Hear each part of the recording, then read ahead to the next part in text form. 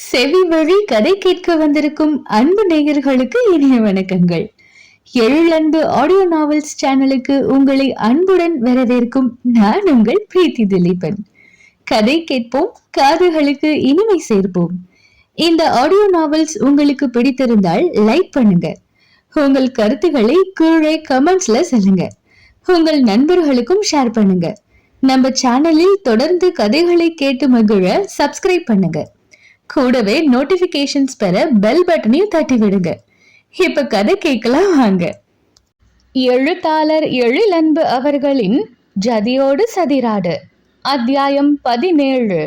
நிருபனிடமிருந்து அப்படி ஒரு ஆக்கிரமிப்பை எதிர்பார்க்கவில்லை மதனா. அவனின் அந்த முருகதனம் அவளை மிரட்டியது. அவளின் மேனி நடுங்க ஆரம்பித்தது. அந்த நடுக்கத்தை குறைக்க அவனின் கைகள் முயன்றன. என்று முனகி போராடி இரு கைகளாலும் அவனை தள்ளிவிட்ட மதனா பெரிய பெரிய மூச்செடுத்து சீராக்கி கொண்டு, என்ன பண்ற நிரோ என்று கடுமையாக கேட்டாள். என்ன பண்ண என்று அவன் இலகுவாக கையை விரிக்க, விளையாடாத நிரோ, என்னை வெறுத்து ஒதுக்குனது நீதான். இப்ப இப்படி பண்ணா என்ன அர்த்தம்? என் உணர்வுகளோடு விளையாட பாக்குறியா? உன்கிட்ட இருந்து இதை எதிர்பார்க்கல நிரோ என்று கண் கலங்க சொன்னாள். அவனின் ஆதிக்கத்தின் விளைவு இன்னும் அவளின் உடலில் மிச்சமிருக்க மேனி நடுங்கியபடி நின்றிருந்தாள் மதனா. நானும் கூட தான் எதிர்பார்க்கல. நம்மளுக்கிடையே இவ்வளவு பெரிய இடைவெளி விழும்னு நானும் எதிர்பார்க்கவே இல்லை. எல்லாம் ஒன்னால மட்டும்தான் இது நடந்தது. நானும் உன்னை வெறுத்து ஒதுங்கி போயிடணும்னு நினைக்கிறேன். ஆனா முடியல. எங்க சுத்தினாலும் என் கண்ணும் மனசும் உன்னை தேடிதான் அலையுது. அவ உன்னை ஏமாத்திட்டு போனவ அவ பின்னாடி போகாதன்னு நானும் எனக்கு நானே கட்டுப்பாடு போட்டு பாக்குறேன். ஆனாலும் முடியல. உன்னை நெருங்காத வர உன்னை விட்டு தள்ளி இருக்க முடிஞ்சது. ஆனா உன்னை பக்கத்துல வச்சுக்கிட்டே பாத்துக்கிட்டு சும்மா இருக்க என்னால முடியல என்று சத்தமாக கத்தினான். அவனின் கத்தலில் பயந்து மிரண்டு விழித்தாள். அதே நேரம் அவன் வார்த்தைகளின் தாக்கம் அவளை சுட்டது. அவளுக்கு அவனின் உணர்வுகள் புரிந்தது. அவளும் அந்த உணர்வுகளை தனக்குள் புதைத்து கொண்டு இருப்பவள் தானே. மெரு என்று உதடுகள் துடிக்க அழைக்க, வேண்டாம், நீ எதுவும் சொல்ல வேண்டாம். உன்னை பேசவே விடாம ஏதாவது செய்யணும் போல வெறியா இருக்கு என்று கத்தியவன் பரபரவென்று தன் பின்னந்தளையை தேய்த்து விட்டு கொண்டான். பரிதாபமாக அவனை பார்த்தாள் மதனா. என் பெத்தவங்களை தவிர நான் முழுசா நம்பினது ஒன்ன மட்டும்தான். என் துக்கம் சந்தோஷம் எல்லாத்தையும் சொல்ல ஒன்னதான் தேடி வருவேன். அப்படி என்னோட எல்லாமுமா ஒன்ன நினைச்சேன். நான் ஒரு நிலைக்கு வர வரைக்கும் நம்ம கல்யாணம் வேண்டாம்னு நினைச்சனே தவிர ஒன்ன வேண்டாம்னு நான் என்னைக்குமே நினைச்சது இல்லை. ஆனா நீ ஒரு நாள் மொத்தமா ஒரு காரணமும் சொல்லாம விலகி போயிட்ட. நான் அப்படி என்ன தப்பு செஞ்சேன்னு எனக்கு தண்டனை கொடுத்த சொல்லு என்று அவளின் தோளை பிடித்து உலுக்கினான். நீ எந்த தப்பு செய்யல நிரு, தப்பு எல்லாம் ஏன் மேலதான் என்று அவள் கதற, அது அவன் செவிகளில் ஏறியதா என்றே தெரியவில்லை. 5 வருட மனதின் போராட்டத்தின் விளைவால் இன்று எரிமலையாய் வெடித்து சிதறி கொண்டு இருந்தான். அன்னைக்கு நான் கேட்டேன்ல, நான் கிஸ் பண்ணத அவமானமா நினைக்கிறியான்னு. அப்ப என்ன சொன்ன? இல்லைன்னு சொன்னதானே. அப்புறமும் ஏண்டி என்னை விட்டு போன என்று கண்கள் சிவக்க கேட்டு அவளை பிடித்து உலுக்கி எடுத்து விட்டான். நான் கொஞ்சம் கொஞ்சமா என் தொழில சாதிச்ச போது அதை சொல்லி சந்தோஷப்படுறதுக்கு நீ பக்கத்துல இல்லைன்னு எனக்குள்ள எப்படி துடிச்சிருக்கேன் தெரியுமா? அதெல்லாம் எனக்கு எவ்வளவு பெரிய தண்டனை. தவறு செய்யாமலேயே தண்டனை அனுபவிக்கிற கொடுமையை எனக்கு கொடுத்துட்ட என்று குற்றம் சாட்டினான். தப்புதான் நிரு, ஏன் தப்புதான். ஆனா அதுக்கு காரணம் என்று அவள் சொல்ல முயல. வேண்டாம், நீ சொல்லவே வேண்டாம். நீ என்ன காரணம் சொன்னாலும் அதை என்னால ஏத்துக்க முடியாது. சொல்லவே சொல்லாத என்று ஆத்திரமாக அவளை அதட்டியவன் அவளை பிடித்து தள்ளிவிட்டு விலகி சென்றான். சுவரில் மோதி நின்றவள், ஒரே ஒரு முறை சொல்ல சான்ஸ் கொடு நிரு, சொன்னாதான உனக்கும் என்ன புரியும் என்று ஏக்கமாக கேட்டாள். எதுக்கு புரியணும்? உன்னை எதுக்கு நான் புரிஞ்சுக்கணும்? திரும்ப நீ என்னை விட்டுட்டு போகவா என்று அவன் கேட்டது அவளுக்கு வலித்தது. உதடுகள் துடிக்க கண்ணில் வலியுடன் அவனை பார்த்தாள். அவளின் துடித்த உதடுகளை சில நொடிகள் பார்த்தவன், போயிடு, இங்க இருந்து போயிடு. இன்னும் ஒரு நிமிஷம் நீ இங்க நின்னாலும் நீயா இருக்க மாட்ட என்றவன் அவளை பார்க்காமல் முகத்தை திருப்பிக் கொண்டான். அவன் சொன்னதின் பொருள் புரிந்து திக்கென்று அதிர்ந்தாள். ஆனால் அடுத்த நொடி விரைந்து அவனை நெருங்கியவள் பின்னால் இருந்து அணைத்து கொண்டாள். நான் இருக்கிறதே உனக்காக தான் நிரோ. நான் நானாக இல்லாமல் போனாலும் நான் உனக்காக மட்டும்தான் என்று மெல்லிய குரலில் முணுமுணுத்தவள் அவன் முதுகில் முகத்தை அழுத்தி கொண்டாள். முதுகை விரைத்து கொண்டு நிமிர்ந்தான் நிருபன். உன்னை பிரிஞ்சது எனக்கு மட்டும் சந்தோஷமா இருக்குமா நிரு? எவ்வளவுக்கு எவ்வளவு உன்னை விட்டு நான் விலகி நின்னேனோ அதை விட அதிகமா உன்னை தேடினேன் நிரு. எனக்கு ஒவ்வொரு நல்லது நடக்கும் போதும் உன்கிட்ட சொல்ல ஓடி வர முடியலன்னு தவிச்சிருக்கேன். நீ சொன்ன மாதிரி நான் பணம் புகழ தேடி ஓடல நிரு. அதையெல்லாம் விட நீ மட்டும்தான் எனக்கு முக்கியம் என்றாள். பின்னாலிருந்து அணைத்து தன் வயிற்றை கட்டி கொண்டு இருந்தவளின் கையை பிரித்து கையை பிடித்து இழுத்து தன் முன்னால் நிறுத்தினான் நிருபன். அவளின் கண்களை கூர்ந்து பார்த்தவன், நீ சொல்றத நம்ப முடியலையே என்று உதட்டை பிதுக்கினான். என் மன துடிப்பை நான் எப்படி சொல்லி உனக்கு புரிய வைக்க முடியும் நிரு? எனக்கு புரியலையே என்று கண் கலங்க கேட்டாள். எனக்கு எதுவும் புரிய வேண்டாம், நீ புரிய வைக்கவும் வேண்டாம் என்று கோபமாக முகத்தை திருப்பினான். இப்படி கோவப்படாத நிரு, என்னால தாங்க முடியல இறைஞ்சுதலாக சொன்னாள். 5 வருஷ கோவம் எனக்குள்ள புதஞ்சு போய் கிடக்கு, அது அவ்வளவு சீக்கிரம் என்னை விட்டு போகாது என்றான். உன் கோவத்தை குறைக்க நான் என்ன பண்றது? பேசாம உன்கிட்டவே வந்துடட்டுமா என்று கேட்டவளை கூர்மையாக பார்த்தான். அவன் எந்த பதிலுமே சொல்லவில்லை. பதில் சொல்லு நிரு பிளீஸ் என்றாள் கெஞ்சலாக. என்கிட்ட வரது அவ்வளவு ஈஸி இல்ல. இப்ப நீ வெறும் மதனா அல்ல, அதையும் தாண்டி பெரிய நடிகை, அது ஞாபகம் இருக்கா என கேட்டான். நான் நடிகையாக இருந்தா நீ என்ன ஏத்துக்க மாட்டியா நிரு என்றவளை முகத்தை சுள்ளித்த வண்ணம் பார்த்தான். அதுவே சொன்னது அவன் சொல்ல வந்தது அது இல்லை என்று. நம்ம தொழிலால நமக்குள்ள ஏற்றத்தாழ்வு வரும்னு நீ நினைச்சா என்னோட தொழில கூட நான் விட்டுட்டு வர தயாரா இருக்கேன் நிரு. எனக்கு தேவை நீ தானே தவிர இந்த அந்தஸ்தோ பேரோ புகழோ இல்ல என்றாள். நீ சொன்ன அந்தஸ்தையும் பெயரையும் புகழையும் விட்டுட்டு வரது அவ்வளவு ஈஸி இல்ல. அதுக்கு உன்னோட அம்மாவே விட மாட்டாங்க.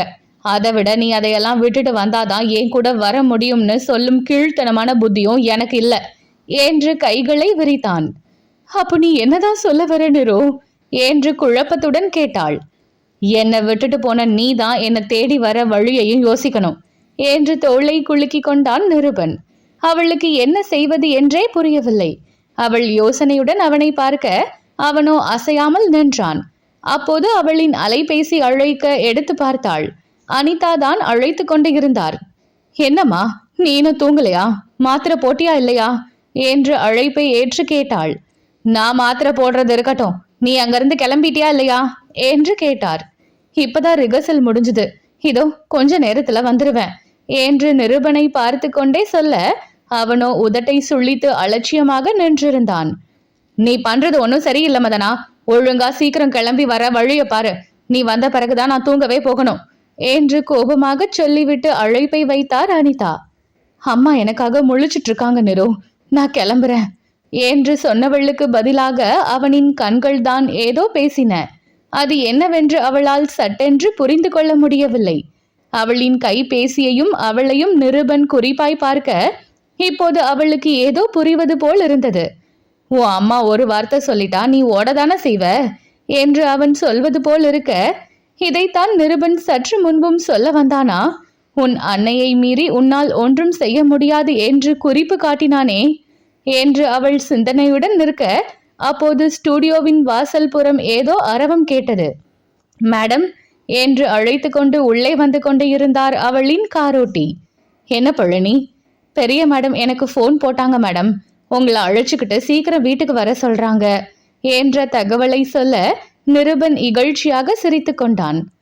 நீங்க வெயிட் பண்ணுங்க பழனி, நான் இதோ வந்துடுறேன் என்று அவரை அனுப்பி வைத்தவள், நீ என்ன சொல்ல வந்தனே எனக்கு இப்ப புரியுது நிரு, நான் இதுக்கு என்ன செய்ய முடியும்னு பாக்குறேன், இப்ப கிளம்புறேன் என்று சொல்லிவிட்டு அவள் வெளியேற நிருபனும் பின்னாலேயே கிளம்பினான். அவள் முன்னால் தன் காரில் செல்ல நிருபன் பின்னால் தனது 2 சக்கர வாகனத்தில் கிளம்பினான். அவன் வருவதை கண்டுவிட்ட மதனா பின்னால் திரும்பி திரும்பி பார்த்து கொண்டே வந்தாள். அப்போது ஒரு திருப்பத்தில் வேகமாக எதிரே வந்த ஜீப் ஒன்று நிருபனின் பைக் மீது மோத பார்த்து கொண்டு இருந்தவள் நிரு என்று அலறினாள். கார் சடன் பிரேக் இட்டு நிற்க இறங்கி நிருபனை நோக்கி ஓடினாள் மதனா. நிருபனை இடித்த ஜீப் நிற்காமல் சென்றிருக்க பைக் ஒரு பக்கம் தான் ஒரு பக்கம் என விழுந்து கிடந்த நிருபனின் அருகில் ஓடியவள், நிரு நிரு என்னாச்சு உனக்கு என்று கதறியபடி அவனை பார்க்க நெற்றியின் ஓரத்தில் ரத்தம் வடிந்து கொண்டு இருந்தது. உடலை சுருக்கி காலை பிடித்து கொண்டு முனகி கொண்டு இருந்தான் நிருபன்.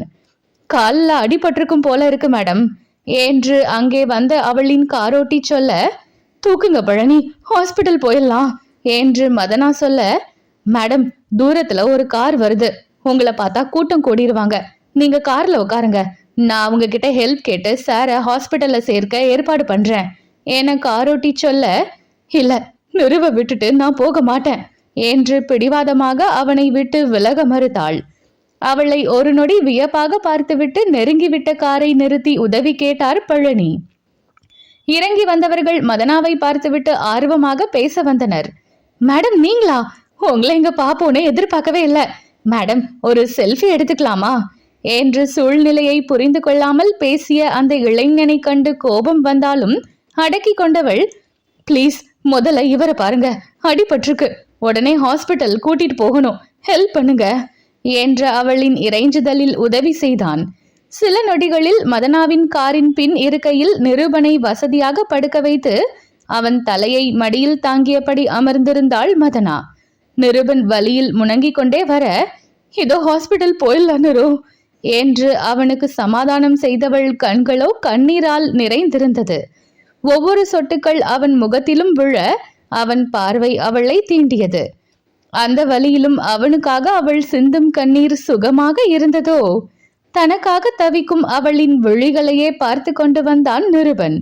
சிறிது நேரத்தில் மருத்துவமனையில் அனுமதிக்கப்பட்டான் நிருபன்.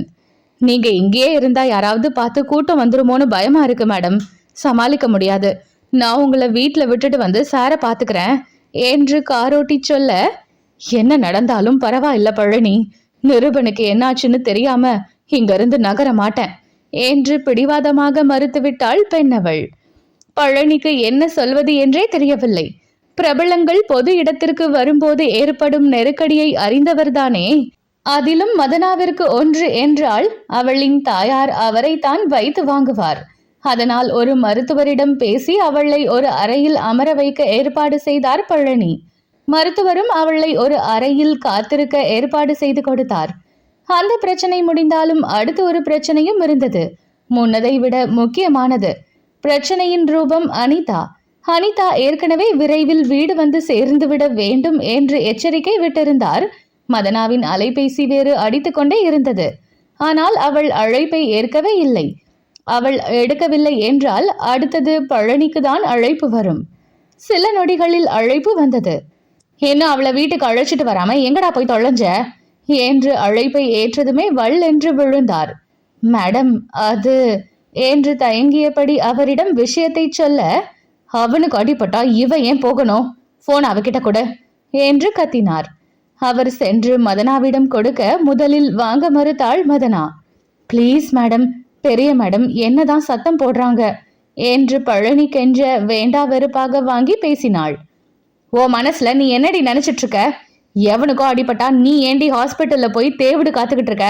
உடனே கிளம்பி வீட்டுக்கு வா என்று அவளை பேசவே விடாமல் கத்தினார்.